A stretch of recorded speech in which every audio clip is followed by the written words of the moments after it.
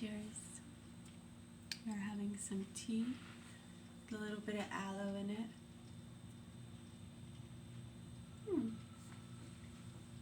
I don't know if it balances the acidity. Maybe a little bit.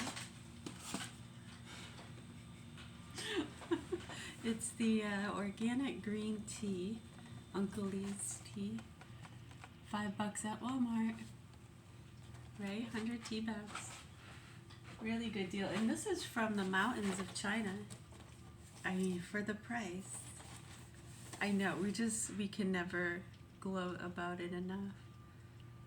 Uncle Lee's organic green tea comes from high in the mountains of the Fujian province of China and is grown without pesticides, with natural fertilizer, and with careful attention for the preservation and the ecosystem. For more information on the benefits of Uncle Lee's teas, please visit us at www.uncleleesteas.com. I'm speaking a little slower because of other people in class. Some appreciate it if I read it faster. We have slow listeners. I can speed it up if you want. And the black tea is a British blend. Yeah, the Tetley tea, really good. One of our favorites. The red rose is one of our other favorites. The New England black tea is good as well. Tetley tea proudly celebrates over 185 years of tea expertise in crafting the perfect brew. Known for its authentic British heritage, Tetley master blenders have lovingly created our best-selling British blend from the finest tea leaves around the world to give you a rich, bold, and flavorful cup of authentic British-style black tea. This robust, full-body tea is perfect for your everyday pick-me-up. Try it with a dash of milk for that royal experience. Yes. Got lots of reading requests, so I'm not really sure. I guess it's up to me which one I start with. Something's deciding.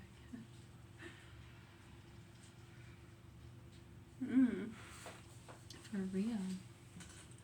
Alright, how about a Columbia University? I have the Great Victorians right here for Columbia University. Say when.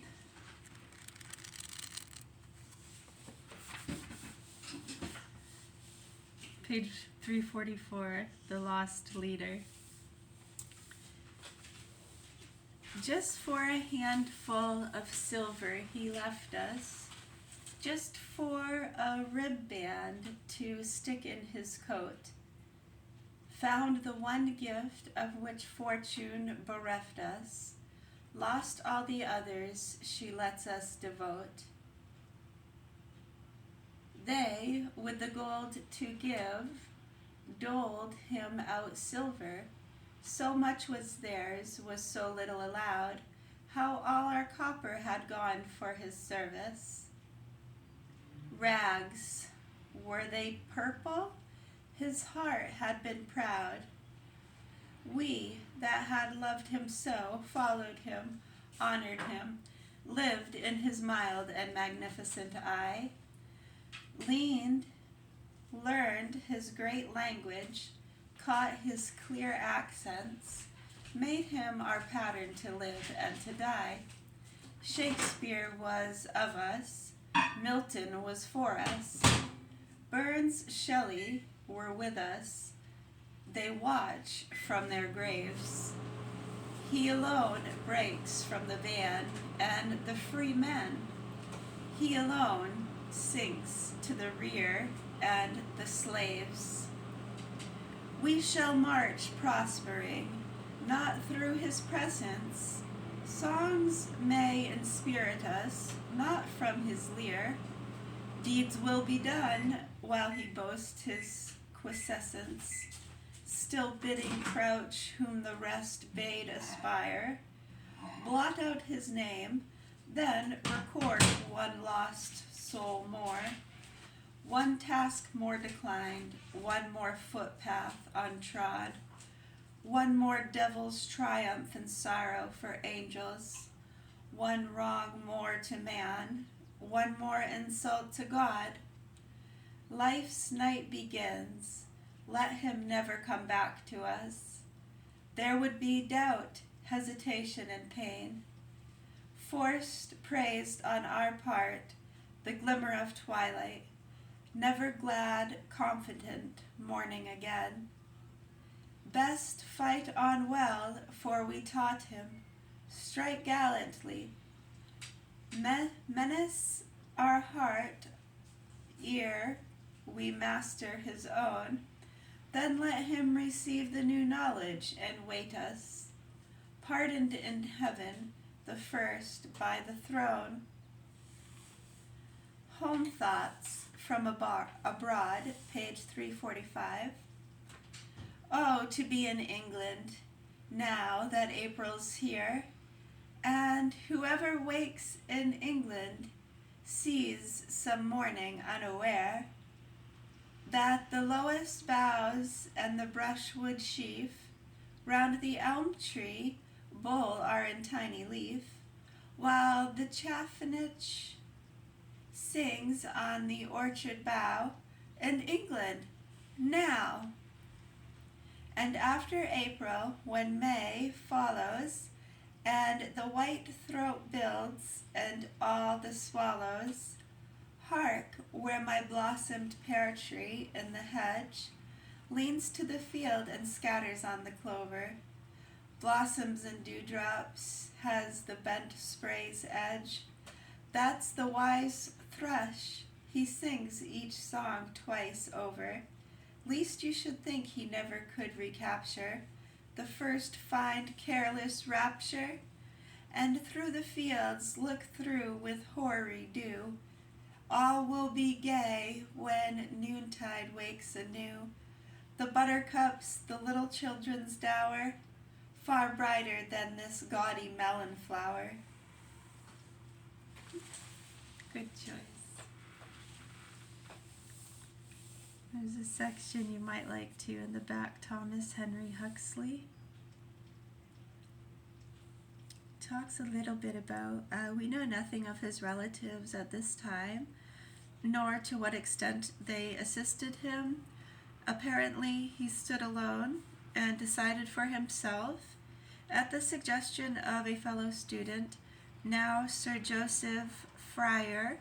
Huxley, in 1846, applied for admissions to the medical service of the Navy. In the 2 months more, he was examined and admitted, and was in attendance at the Naval Hospital at Haslar, under the care of that fine old naturalist and Arctic voyager, Sir John Richardson. Page 549. Interesting, 549. Yes. Oh, that's the phone code for that area, yeah, 549. I remember our old phone number, 549-7042. It's funny how we remember those things. Where is it stored? These are my heroes. Good request. I love this book. Good, thank you. This one's hard because the pages are so thick.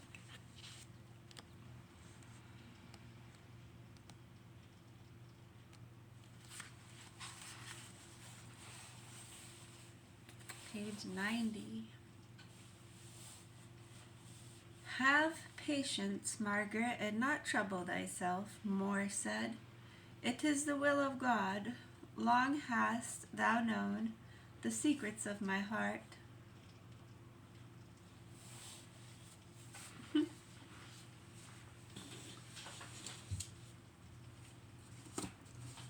Good, thank you. Ancient history. Do one from here. Yeah, I can get that other one. You like that other one too? Yeah, that's one of my favorites. We'll do that one a little later, okay? Page 162. Looks like athlete using the striggle.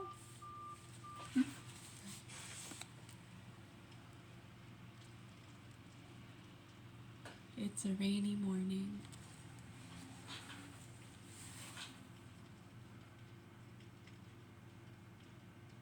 Vatican Gallery in Rome. Interesting. Yeah, that'd be a fun one. Listening with the third ear. Do a quick one from there. Wrap it up here.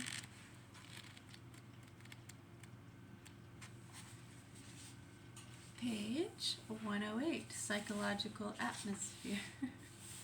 The atmosphere. The waiting and consultation rooms of an analyst look like these of any physician or lawyer. There are desks, tables, a couch, and chairs, books, pictures, and ashtrays. Yet the furniture and objects in the room and the analyst acquire a significant, quite different from that of the furnishings in the office of a specialist in kidney diseases or a corporation lawyer. What is it in the analytic situation that makes the things in the analyst's rooms mean more than these in other offices? To the matter of fact, observer, nothing, or almost nothing, in the psychoanalytic situation is unusual. The patient or student who has decided to be psychoanalyzed lies down on the couch, relaxes, and takes the position in which he feels most comfortable. The analyst sits behind him in a comfortable chair. The patient does most of the talking, and the analyst most of the time is a silent listener.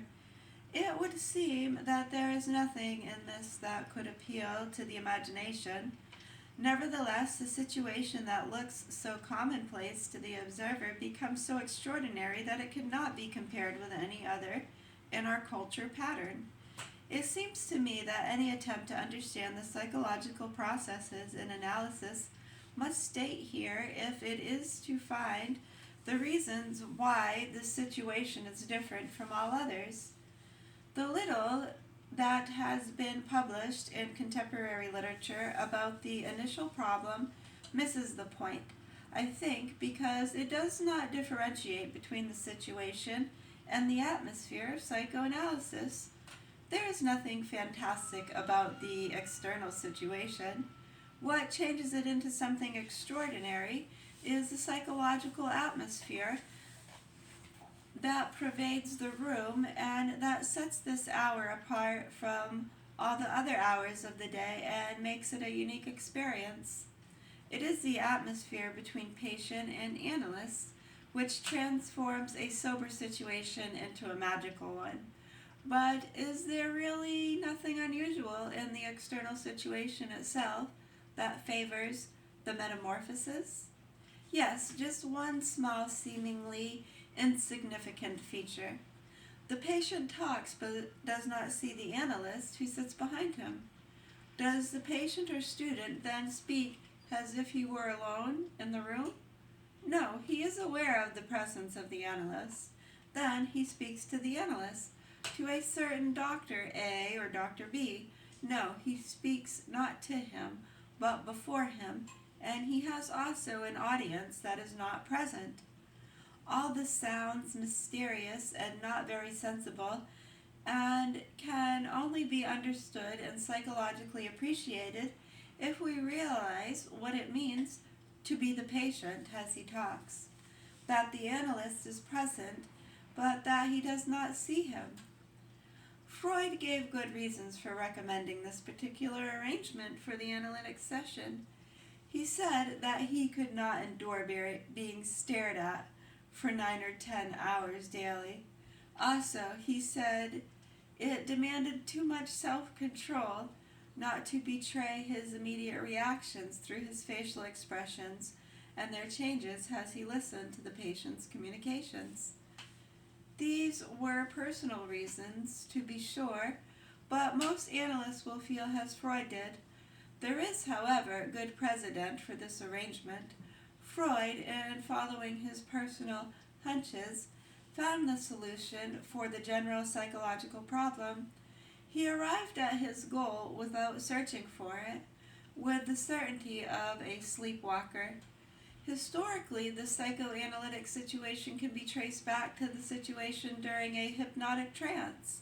It has moved very far from its origin, but it still remains from some traces of it.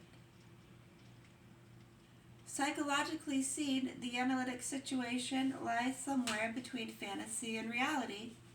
One might say that the external situation is one of matter-of-fact psycho-orthopeutic treatment, while the atmosphere partakes of the magical. The patient comes in from the street with its noises and voices and slowly guides into an atmosphere in which externally reality is of no avail, where he hears only what his inner voices say, recollections and experiences, impulses and thoughts. He is himself, but he becomes more than the self he shows the world outside. That means he is entirely himself.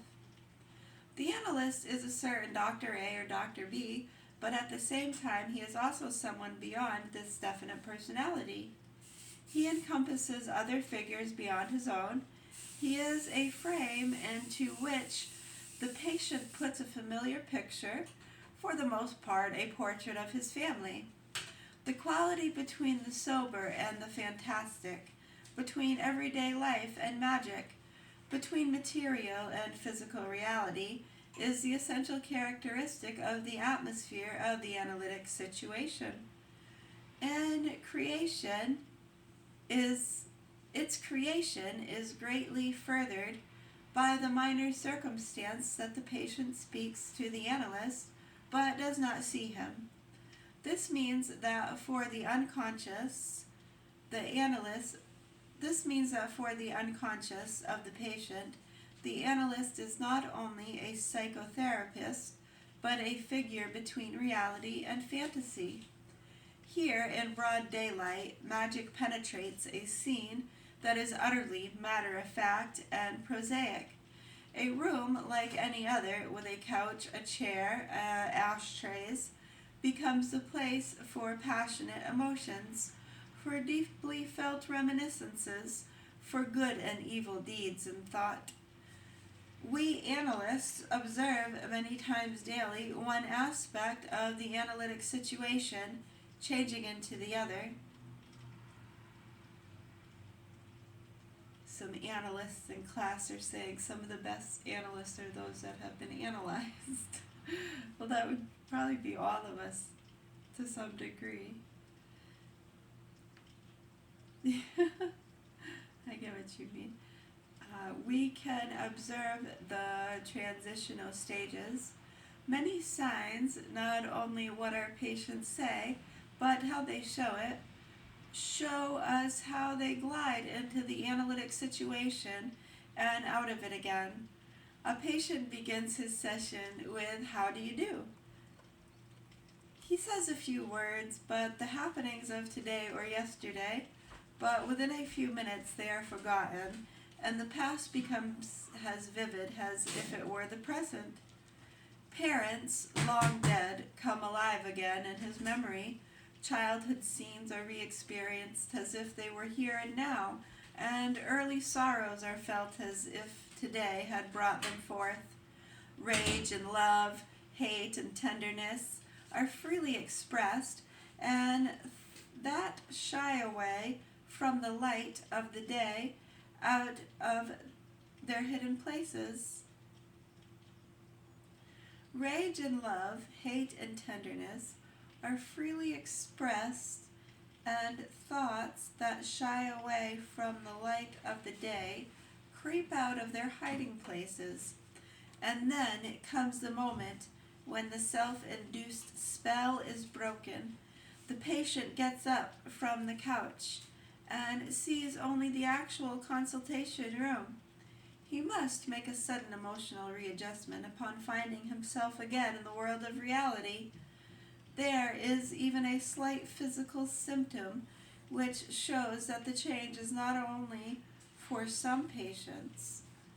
The dizziness they feel for perhaps half a minute indicates the realization that they must suddenly live again in the actual world, which has different laws from those valid for the world of fantasy in which they have been living for the past 50 minutes.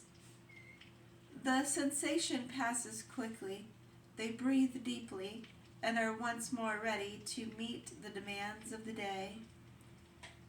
The analytic situation offers evidence to convince even the hard-bitten skeptic that magic works even in this age of modern technical achievements.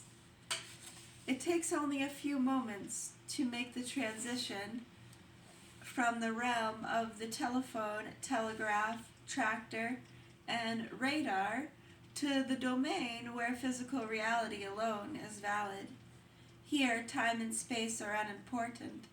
Contradictions may coexist. The rigidity of logical thinking disappears.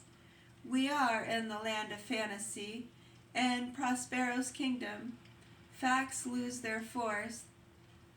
Truth and fantasy merge. The other day, a young woman began her analytic hour with the statement, "I cooked the whole night." I understood, of course, that she spoke of a dream in which she prepared for a dinner party to which she had invited her family.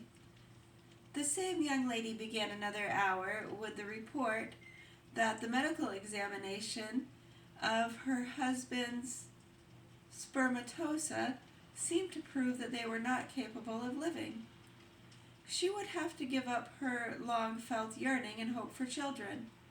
She finished her account with the words, "And that's the end of the house plants." This concluding sentence, at first, sounds perfectly senseless. There is no logical connection between this announcement and what went before. Yet I understood immediately what she meant. Her husband had several houseplants which she had taken care of during the past year. It was immediately clear to me that she not only meant that she would no longer take care of the plants because she wanted to punish her husband, but also that she herself had unconsciously considered the plants a substitute children during the time of waiting, and that she was now unwilling to look upon them as such any longer. In the eyes of the patient, the analyst is a part of this realm between fantasy and reality. It is psychologically comprehensible that most patients do not know what their analysts look like. To express it more exactly, they know it and they do not know it. He is, of course, known to them, say, the Theodore Rake. That is, an elderly man who is bald, too corpulent, with a big nose, a high forehead, and who wears glasses through which he looks sometimes observingly, sometimes thoughtfully. At the same time, or rather at different times in the analytic session, he has the features of father, older brother, grandfather, or good old uncle. Sometimes he looks like a friend whom they love or an enemy whom they dislike or hate.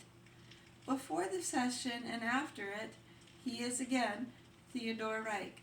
The patient, getting up from the couch, faces an old man who says in a friendly voice, "Goodbye, I hope to see you again tomorrow."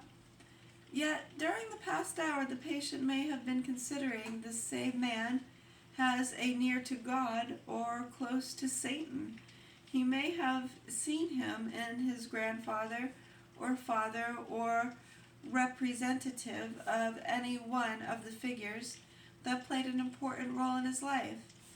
Now he is again nothing but an analyst whose professional services one has sought. Almost in a moment he is reduced to a real figure, a man who one knows only in his professional capacity. This is a good part of that book. Yeah, it's raining pretty good. All the snow is melted. A few little snowbanks under the trees over there where the sun doesn't hit much. It's about fully melted.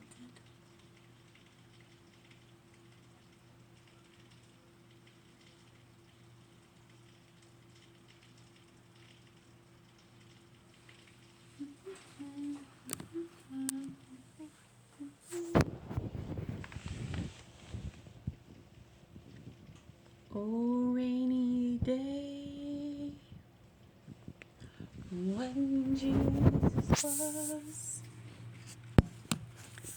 Oh, rainy day.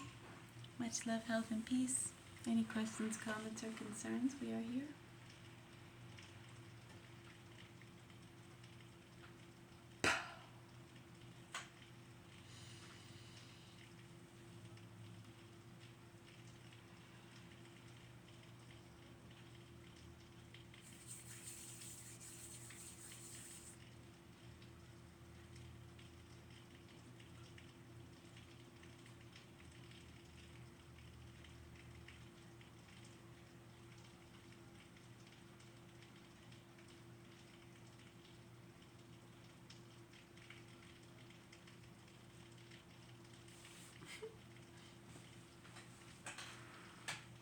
Thank you.